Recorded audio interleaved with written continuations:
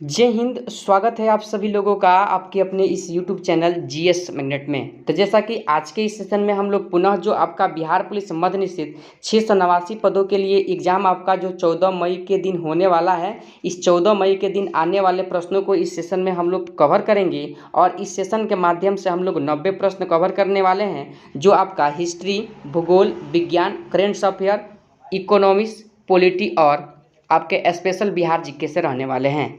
तो हम लोग ज़्यादा देर न करेंगे, प्रश्नों को सॉल्व करेंगे ताकि आपका समय भी बच सके और कम समय में अधिक क्वेश्चन का रिवीजन हो सके। इससे पहले अगर आप सभी लोग इस चैनल पर नए हैं तो चैनल को सब्सक्राइब करके बगल वाले बेल आइकन को दबा दीजिए, ताकि कोई भी सेशन यानी कि क्लास आपसे छूट ना सके। प्रश्न को अगर कोई आपको डाउट आ जाता है प्रश्न को लेकर के, आप तो हमें कमेंट में ज़रूर बता दीजिए, ठीक है। और लास्ट में सभी लोग अपना अपना स्कोर बताइएगा कि 90 प्रश्न में आपका कितना सही हो पाएगा, ठीक है ना। तो चलिए ज़्यादा देर ना करते हुए हम लोग आते हैं अब अपने प्रश्नों पे। जैसा कि अगर आप सभी को यानी कि साफ वीडियो यानी कि क्लियर नहीं दिख रहा होगा, तो कुछ समय के लिए आप सभी वीडियो की क्वालिटी को बढ़ा लीजिएगा, ठीक है। पहला प्रश्न है, विश्व का सबसे बड़ा द्वीप कौन सा है। तो देखिए, विश्व का सबसे बड़ा द्वीप का बात किया जाए तो ग्रीनलैंड को आप सभी लोग याद रखिएगा, ऑप्शन नंबर सी। देखिए, हम फास्ट तरीके से रिविजन कराएंगे चूँकि ज़्यादा समय न हो और आपका 90 प्रश्न भी कंप्लीट हो जाए। और आप सभी प्रश्न को याद कीजिएगा, अपने माइंड में बैठाइएगा प्रश्न को। यही सेम पैटर्न के आधार पर आपसे प्रश्न उस दिन यानी कि 14 मई के दिन पूछा जाएगा, ठीक है ना। चलिए, अगला प्रश्न है आप सभी का 2 नंबर, क्षेत्रफल के दृष्टिकोण से सबसे छोटा राज्य बताना है। तो देखिए, क्षेत्रफल के दृष्टिकोण से सबसे छोटा राज्य गोवा हो जाएगा, जबकि सबसे बड़ा क्या हो जाएगा यानी कि राजस्थान को ध्यान रखिएगा।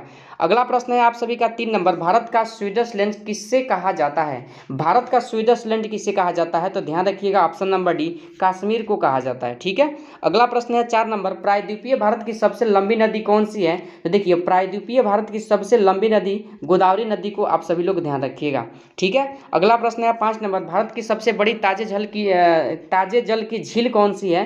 तो देखिए, यह जो ताजे झील है, जो आपका ताजे पानी का झील है, तो आप सभी बुल्लर झील को ध्यान रखिएगा, ठीक है। चलिए, अगला प्रश्न है आप सभी का 6 नंबर, भारत का सबसे बड़ा कृत्रिम झील कौन सा है। तो देखिए, कृत्रिम झील का बात किया जाए तो गोविंद बल्लभ पंत सागर झील है। और कमेंट करके बताइए किस राज्य में है, ठीक है। यह आपका एक क्वेश्चन हम SW में देते हैं, ठीक है।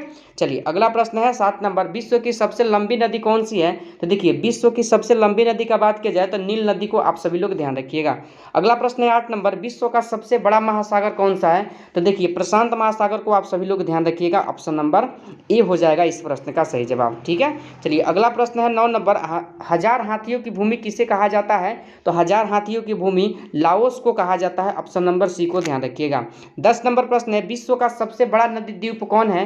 तो देखिए, माजुली द्वीप को आप सभी लोग ध्यान रखिएगा, ऑप्शन नंबर क्या हो जाएगा ए, जो आपका ब्रह्मपुत्र नदी पर है। कहाँ है, ब्रह्मपुत्र नदी पर है। और यह किस राज्य में पड़ता है, तो असम आप सभी लोग ध्यान रखिएगा, ठीक है। चलिए, अगला प्रश्न है आप सभी का, पिरामिड का देश किसे कहा जाता है। तो यह जो देश कहा जाता है, ऑप्शन नंबर डी, मिस्र देश को कहा जाता है, ध्यान रखिएगा। अगला प्रश्न है 12 नंबर, सोया प्रदेश के नाम से किसे जाना जाता है। तो देखिए, सोया प्रदेश के नाम से मध्य प्रदेश को जाना जाता है, ध्यान रखिएगा, ऑप्शन नंबर डी, ठीक है।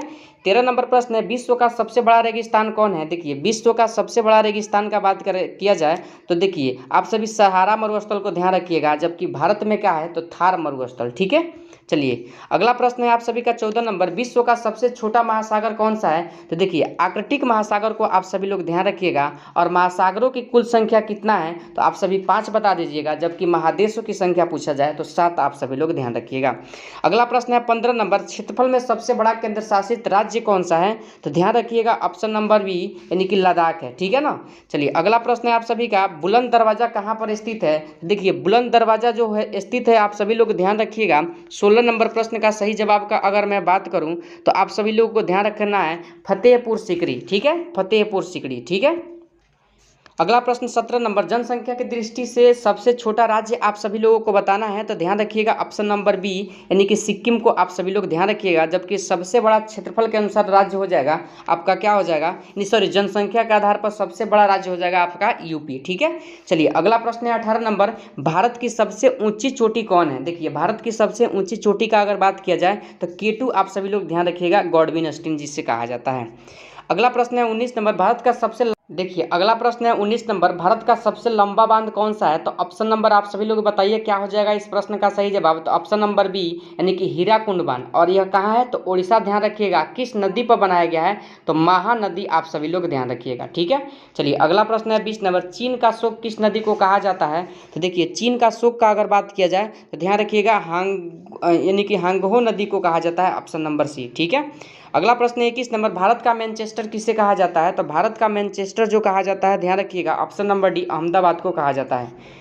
अगला प्रश्न है 22 नंबर, सबसे बड़ा प्रायद्वीप कौन है? देखिए सबसे बड़ा प्रायद्वीप का बात किया जाए तो औरब प्रायद्वीप को ध्यान रखिएगा, ऑप्शन नंबर डी। ठीक है, 23 नंबर प्रश्न है, एशिया का सबसे बड़ा रेगिस्तान कौन सा है? तो एशिया का सबसे बड़ा रेगिस्तान ऑप्शन नंबर ए गोबी रेगिस्तान है। ठीक है, नहीं गोबी मरुस्थल आप सभी लोग जानते होंगे, ऐसा बात नहीं है। ठीक है, अगला प्रश्न है 24 नंबर, भारत का सबसे बड़ा डेल्टा कौन सा है? देखिए भारत का सबसे बड़ा डेल्टा का बात किया रहे तो ऑप्शन नंबर सी सुंदरबन ध्यान रखिएगा। ठीक है, कहाँ पड़ता है? पश्चिम बंगाल और गंगा और ब्रह्मपुत्र की नदी को मिलने से क्या बनता है? सुंदरबन का डेल्टा मिलता है, सॉरी बनता है। ठीक है, चलिए 25 नंबर प्रश्न है, विश्व की सबसे बड़ी झील कौन सी है? विश्व की सबसे बड़ी झील का बात करें तो ऑप्शन नंबर एक कैस्पियन सागर को आप सभी लोग ध्यान रखिएगा। अगला प्रश्न है 26 नंबर, भारत का प्रवेश द्वार किसे माना जाता है? तो भारत का प्रवेश द्वार का बात करें तो ध्यान रखिएगा ऑप्शन नंबर डी मुंबई को माना जाता है। ठीक है, अगला प्रश्न है 27 नंबर, विश्व की सबसे लंबी पर्वतमाला कौन है? देखिए विश्व की सबसे लंबी पर्वतमाला का बात करें तो आप सभी लोग ध्यान रखिएगा एंडीज पर्वतमाला। ठीक है, चलिए अगला प्रश्न है आप सभी का 28 नंबर, विश्व का सबसे ऊंचा पर्वत शिखर कौन है? तो देखिए माउंट एवरेस्ट जो नेपाल में पड़ता है, आप सभी लोग ध्यान रखिएगा। अगला प्रश्न है 29 नंबर, भारत की सबसे लंबी नहर कौन सी है? तो भारत की सबसे लंबी नहर का बात किया जाए तो इंदिरा गांधी नहर को आप सभी लोग ध्यान रखिएगा। ठीक है, चलिए अगला प्रश्न है 30 नंबर है, भारत का सबसे छोटा नदी द्वीप उमानंद किस नदी पर स्थित है? तो 30 का सही जवाब हो जाएगा ऑप्शन नंबर डी ब्रह्मपुत्र को आप सभी लोग ध्यान रखिएगा। अगला प्रश्न है 31 नंबर, भारत में सबसे लंबी सहायक नदी, यह प्रश्न में कुछ डाउट लग रहा है। चलिए इस प्रश्न को कैसे बनाते हैं ऐसे देखिए, यानी कि ऐसे समझ लीजिए भारत में गंगा की सबसे लंबी सहायक नदी, तो आप सभी लोग ध्यान रखिएगा यानी कि यमुना को ध्यान रखिएगा, यानी कि जो आपका यमुना है ना, यह गंगा की सबसे बड़ी सहायक नदी है। ध्यान, ठीक है ना, यानी कि प्रश्न पूछना चाहिए कि भारत में गंगा नदी की सबसे लंबी सहायक नदी तो यमुना। ठीक है, यानी प्रश्न में थोड़ा सा डाउट है। चलिए 32 नंबर प्रश्न है, भारत का पेरिस किस शहर को कहा जाता है? पेरिस का बात किया जाए तो ध्यान रखिएगा ऑप्शन नंबर डी जयपुर को कहा जाता है। ठीक है, चलिए अगला प्रश्न है 33 नंबर, आंसुओं का प्रवेश द्वार किसे कहा जाता है? तो आंसुओं का प्रवेश द्वार ऑप्शन नंबर ए ध्यान रखिएगा बाब अल मर्डनदब। ठीक है, चलिए अगला प्रश्न है आप सभी का 34 नंबर, भारत का सबसे बड़ा मस्जिद जामा मस्जिद कहाँ है, किस राज्य में स्थित है, बताना है आप सभी को। ठीक है, तो देखिए 34 का सही जवाब दिल्ली में, आप सभी लोग ध्यान रखिएगा। अगला प्रश्न है 35 नंबर, भारत का सबसे बड़ा रेगिस्तान अभी बताया है थार मरुस्थल को आप सभी लोग ध्यान रखिएगा। अगला प्रश्न है 36 नंबर, भारत का सबसे बड़ा गोल गुंबज कहाँ स्थित है? तो देखिए गोल गुंबज का बात करें तो ऑप्शन नंबर जी बीजापुर में स्थित है, ध्यान रखिएगा। अगला प्रश्न है 37 नंबर, क्षेत्रफल के दृष्टिकोण से सबसे छोटा देश कौन सा है? तो देखिए आप सभी लोग वेटिकन सिटी का नाम ध्यान रखिएगा। ठीक है ना, 37 का ए हो जाएगा सही जवाब। अगला प्रश्न है 38 नंबर, मध्य रात्रि के सूर्य का देश किसे कहा जाता है? तो यह जो देश कहा जाता है नॉर्वे को कहा जाता है, ऑप्शन नंबर डी को आप सभी लोग ध्यान रखिएगा। अगला प्रश्न है 39 नंबर, हजार झीलों की भूमि किसे कहा जाता है? हजार झीलों की भूमि का बात करें तो ऑप्शन नंबर बी को ध्यान रखिएगा फिनलैंड को कहा जाता है। अगला प्रश्न है 40 नंबर, उगते सूर्य का देश किसे कहा जाता है? तो उगते सूर्य का देश जो कहा जाता है ऑप्शन नंबर सी जापान को कहा जाता है। ठीक है ना, चलिए अगला प्रश्न है 41 नंबर, क्षेत्रफल के दृष्टिकोण से सबसे बड़ा राज्य आप सभी को बताना है, तो ऊपर सूर्य में बताए हुए ऑप्शन नंबर ए राजस्थान। ठीक है, चलिए अगला प्रश्न है 42 नंबर, भारत का सबसे ऊंचा बांध, देखिए लंबा पूछा गया था लेकिन इस बार ऊंचा पूछा जा रहा है, तो ऊंचा जब पूछा जा रहा है तो ध्यान रखिएगा यानी कि टिहरी बांध को आप सभी लोग ध्यान रखिएगा। ठीक है, टिहरी बांध। ठीक है, चलिए अगला प्रश्न है आप सभी लोगों का 43 नंबर जो प्रश्न है आप सभी लोगों का, विश्व का सबसे बड़ा द्वीप कौन सा है? तो देखिए सबसे बड़ा द्वीप का अगर बात किया जाए तो ध्यान रखिएगा यानी कि द्वीप किस समूह में है? तो इंडोनेशिया में स्थित है। विश्व का सबसे बड़ा द्वीप समूह है इंडोनेशिया को आप सभी लोग ध्यान रखिएगा, ऑप्शन नंबर डी। ठीक है, चलिए अगला प्रश्न है आप सभी को 44 नंबर, भारत में सर्वाधिक वर्षा किस स्थान पर होती है? तो यह प्रश्न 76 पदों यानी कि बिहार पुलिस मध्य निषेध में पूछा गया था। मानसीराम मेघालय को आप सभी लोग ध्यान रखिएगा। अगला प्रश्न है 45 नंबर, भारत में सबसे कम वर्षा किस स्थान पर होता है? तो लेह में होता है, ध्यान रखिएगा, ऑप्शन नंबर ए। अगला प्रश्न है 46 नंबर, जनसंख्या के दृष्टिकोण से सबसे बड़ा राज्य बताना है? तो Uttar Pradesh, option number B को आप सभी लोग ध्यान रखिएगा। अगला प्रश्न है आप सभी का 47 नंबर, भारत की सबसे लंबी नदी कौन सी है? तो ध्यान रखिएगा, भारत की सबसे लंबी नदी का बात किया जाए तो गंगा नदी है, ठीक है।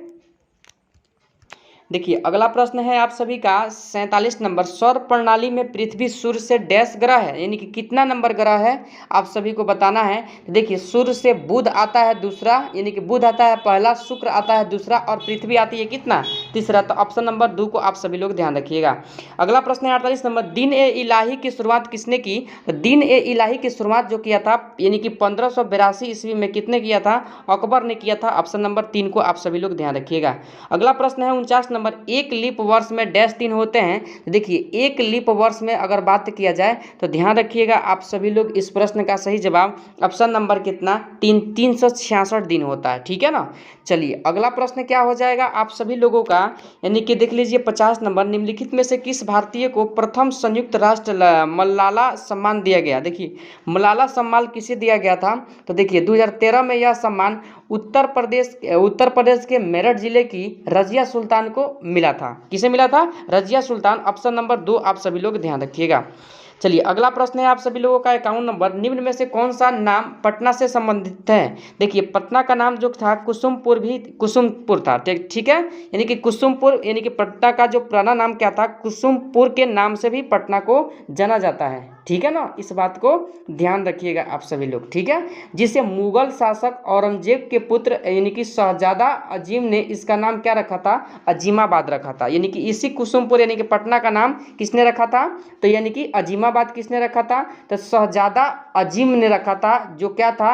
यानी कि औरंगजेब का पौत्र था, ठीक है ना। चलिए अगला प्रश्न है आप सभी लोगों का 52 नंबर, एम्नेस्टी इंटरनेशनल संस्थान काम करती है, कौन सा काम करती है? तो मानव अधिकार के क्षेत्र में काम करती है, आप सभी लोग ध्यान रखिएगा इस प्रश्न का, ऑप्शन नंबर ए, ठीक है।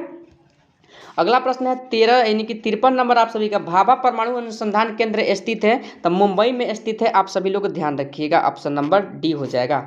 अगला प्रश्न है 54 नंबर, भारतीय विज्ञान संस्थान कहाँ स्थित है? तो भारतीय विज्ञान संस्थान यानी कि ऑप्शन नंबर बी को ध्यान रखिएगा, यानी कि दो, यानी कि बेंगलुरु में है। आप सभी प्रश्नों को याद करते चलिएगा, ठीक है ना।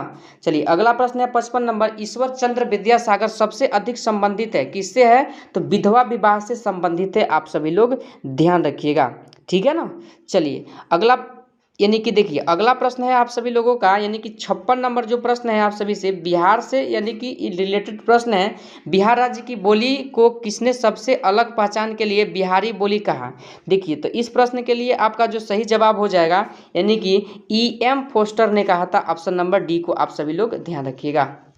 अगला प्रश्न है 57 नंबर, बिहार राज्य में कुल जनसंख्या का कौन सा भाग कार्यशील जनसंख्या के अंतर्गत आता है? तो 1/3 जनसंख्या, 1/3, 1/3 जनसंख्या आता है, ऑप्शन 2 को आप सभी लोग ध्यान रखिएगा। अगला प्रश्न है 58 नंबर, बिहार राज्य में संपूर्ण क्रांति का आह्वान किसने किया था? तो जयप्रकाश नारायण। यह प्रश्न तो ट्रेंडिंग में रहता है कभी भी किसी भी एग्जाम में, आप सभी लोग ध्यान रखिएगा।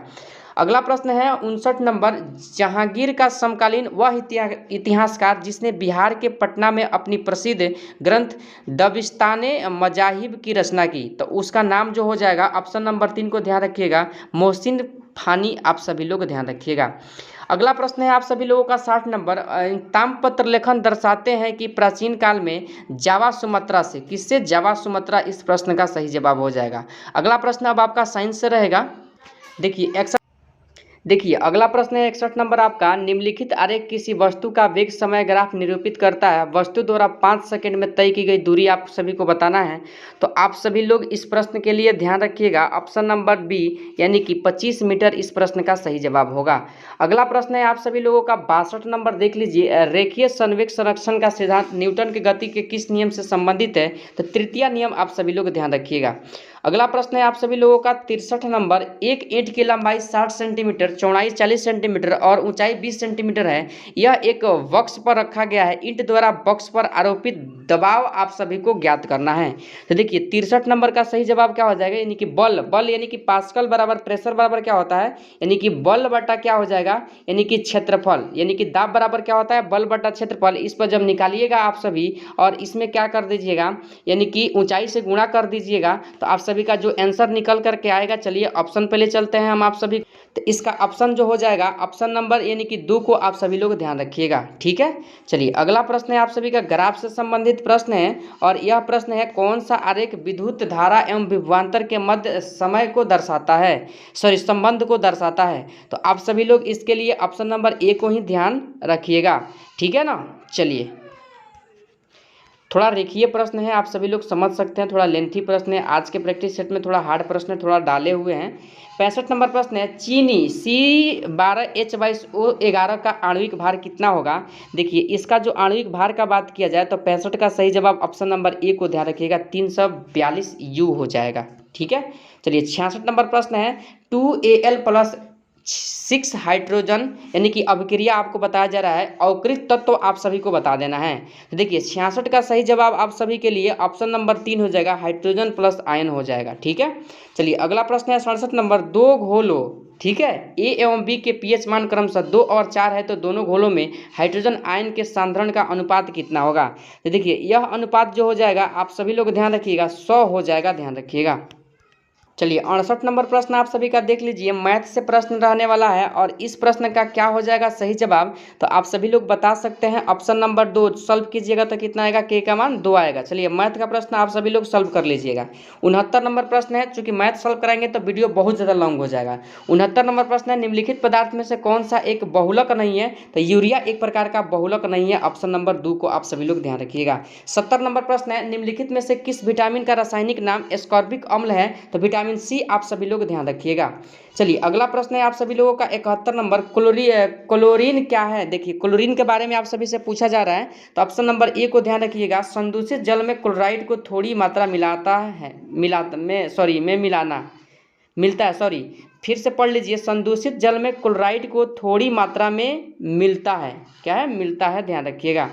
अगला प्रश्न है आप सभी का 72 नंबर। सबसे खराब वायु प्रदूषक उत्पन्न करने वाला पदार्थ बताना है, तो कार्बन मोनोऑक्साइड, ऑप्शन नंबर 3 को आप सभी लोग ध्यान रखिएगा। अगला प्रश्न है आप सभी का यानी कि 73 नंबर। इसके द्वारा जल के प्रदूषण को साफ करने में बायोफिल्टर के रूप में पाइला ग्लोबोसा प्रयुक्त किया जाता है, तो ऑप्शन नंबर 3 को ध्यान रखिएगा, कैडमियम, ठीक है। चलिए अगला प्रश्न क्या है आप सभी का 74 नंबर, यानी कि गाय के दूध का रंग थोड़ा पीलापन किसकी उपस्थिति के कारण होता है, तो कैरोटीन आप सभी लोग बता दीजिएगा, ऑप्शन नंबर 2, ठीक है। चलिए 75 नंबर प्रश्न है हेप्टिस क्या है, तो आघूर्ण प्रतिजन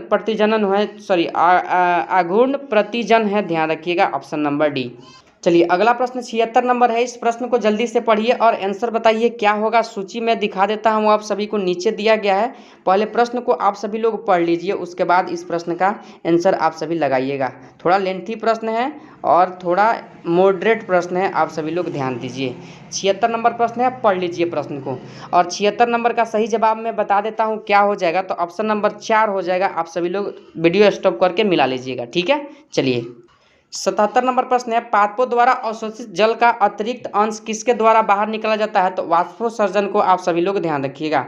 अगला प्रश्न है 78 नंबर। स्पंज क्या है, तो एक जंतु है। स्पंज क्या है, एक जंतु है, आप सभी लोग ध्यान रखिएगा। 79 नंबर प्रश्न है जैव डीजल अधिकतर किसके द्वारा उत्पादित किया जाता है, तो यह जो उत्पादित किया जाता है ऑप्शन नंबर 4 को ध्यान रखिएगा, यूफोबियसी के द्वारा उत्पादित किया जाता है, ठीक है। चलिए अगला प्रश्न है 80 नंबर। 60 डिग्री के कोण एक प्रिज्म से गुजरने वाली एक किरण का विचलन कोण क्या होगा यदि आपतन कोण क्या है, निर्गत कोण के प्रत्येक 40 डिग्री हो, यानी कि कितना डिग्री हो, यानी कि निर्गत आपतन कोण एवं निर्गत कोण का मान कितना हो, 40 डिग्री हो, ठीक है। तो 80 नंबर प्रश्न के लिए आपका सही जवाब जो हो जाएगा, ध्यान रखिएगा, ऑप्शन नंबर 2 यानी कि 20 डिग्री हो जाएगा, ठीक है। चलिए अगला प्रश्न है 81 नंबर। स्थिर विद्युत अवक्षेपित का प्रयोग किसे नियंत्रित करने के लिए किया जाता है, तो 81 का सही जवाब ऑप्शन नंबर क्या हो जाएगा, 4 वायु प्रदूषक, ठीक है। चलिए 82 नंबर प्रश्न है 1 माइक्रोन किसके बराबर होता है, तो 0.001 मिमी के बराबर होता है, ध्यान रखिएगा। ठीक है, चलिए 83 नंबर प्रश्न है, निकट दृष्टि दोष से पीड़ित लोगों को इनका प्रयोग करने की सलाह दी जाती है। तो देखिए, निकट दृष्टि दोष के लिए क्या अवतल लेंस का उपयोग किया जाता है, जो चश्मा बनाया जाता है अवतल लेंस से। ठीक है, तो इस प्रश्न का सही जवाब हो जाएगा कॉन्वेक्स लेंस, यानी कि अवतल लेंस से बने चश्मे का उपयोग किया जाता है। अगला प्रश्न है 84 नंबर, एक प्रकाश वर्ष किसकी एक यूनिट है, तो दूरी का यूनिट है। बहुत बार यह प्रश्न पूछा गया है। अगला प्रश्न है आप सभी का 85 नंबर, रात को पेड़ के नीचे सोने की सलाह नहीं दी जाती है क्योंकि तब इसमें क्या होता है, तो कार्बन डाइऑक्साइड का यानी कि मोशन होता है। ठीक है ना। चलिए अगला प्रश्न है आपका 86 नंबर, यानी कि फ्लाई एश वातावरणीय प्रदूषक है जो इसके द्वारा उत्पन्न किया जाता है, तो थर्मल प्लांट के द्वारा उत्पन्न किया जाता है, ध्यान रखिएगा। अगला प्रश्न है 87 नंबर, फोटोक्रोमेटिक रंगीन फोटो कांच में किसकी उपस्थिति के कारण काला रंग होने के गुणधर्म होता है। काला रंग होने का गुणधर्म किसके कारण होता है, तो ऑप्शन नंबर 4 को आप सभी लोग ध्यान रखिएगा, रजत क्लोराइड के कारण। ठीक है, चलिए 88 नंबर प्रश्न है आप सभी का, यानी कि हास्य गैस का रासायनिक स्वरूप क्या है, तो N2O नाइट्रस ऑक्साइड। आप सभी ऑप्शन नंबर 3 को ध्यान रखिएगा। चलिए 89 नंबर प्रश्न है, किसी तत्व के समस्थानिकों के बीच अंतर किनकी भिन्न संख्या की उपस्थिति के कारण होता है, तो न्यूट्रॉन। आप सभी लोग ध्यान रखिएगा, ऑप्शन नंबर 2। ठीक है, और आज के सेशन का आपका लास्ट प्रश्न, मौखिक गर्भ निरोधक के रूप में प्रयुक्त हार्मोन कौन सा है, तो प्रोजेस्टेरोन हार्मोन का नाम आप सभी लोग ध्यान रखिएगा, ऑप्शन नंबर 2। तो जैसा कि आप सभी के डिमांड पर हमने 90 जीके जीएस से प्रश्नों को इस सेशन में कवर किया है, जो आपके एग्जाम के दृष्टि से काफ़ी ज़्यादा इंपॉर्टेंट है। ठीक है, मैंने क्वेश्चन को थोड़ा यानी कि फास्ट कराया है, चूँकि कम समय में आपका अधिक प्रश्न आपके दिमाग में बैठ जाए और आपका समय भी बच जाए। ठीक है, प्रश्न को लेकर के अगर कोई डाउट है तो कमेंट में हमें जरूर बता दीजिए, अपना स्कोर भी बता दीजिए। चैनल पर नया है तो चैनल को सब्सक्राइब करके बगल वाले बेल आइकन को दबा दीजिए, ताकि ऐसे ऐसे सेशन आपको मिलता रहे। ठीक है, चलिए आज के सेशन को हम लोग यहीं पर समाप्त करते हैं, फिर मिलते हैं अगले सेशन के साथ। तब तक के लिए जय हिंद, जय भारत।